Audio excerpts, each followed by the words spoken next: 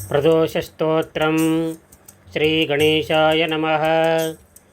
जय देव जगन्नाथ, जय शंकर शाश्वत, जय सर्वसुराध्यक्ष, जय सर्वसुरार्चित, जय सर्वगुणातीत, जय सर्ववरप्रद, जय नित्यनिराधार, जय विश्वंभराव्यय, जय विश्वैकवन्देश, जय नागेन्द्रभूषण, जय गौरीपते शंभो, जय चंद्रार्धशेखर, जय कोट्यर्कसंकाश, जयानन्तगुणाश्रय, जय भद्रविरूपाक्ष, जयाचिन्त्यनिरञ्जन, जयनाथ कृपासिन्धो, जय भक्तार्तिभञ्जन, जय दुस्तरसंसार सागरोत्तारणप्रभो, प्रसीद मे महादेव संसारार्तस्य खिद्यतः,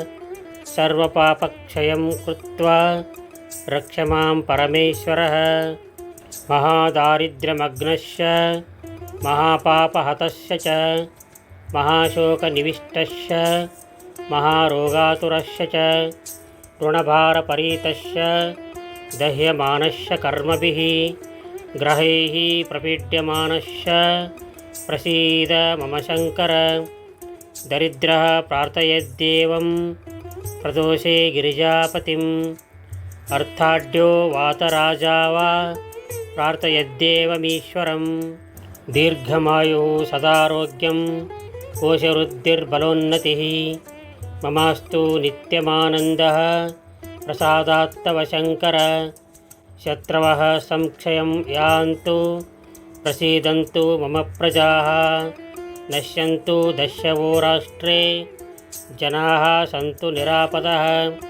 दुर्भिक्षमरिसन्तापाः शमं यान्तु महीतले, सर्वसस्यसमृद्धिश्च भूयात् सुखमया दिशः। एवमाराधयेद्देवं पूजान्ते गिरिजापतिं, ब्राह्मणान् भोजयेत् पश्चात् दक्षिणाभिश्च पूजयेत्। सर्वपापक्षयकरी सर्वरोगनिवारिणी शिवपूजा मया ख्याता, सर्वाभीष्टफलप्रदा। इति प्रदोषस्तोत्रं सम्पूर्णम्।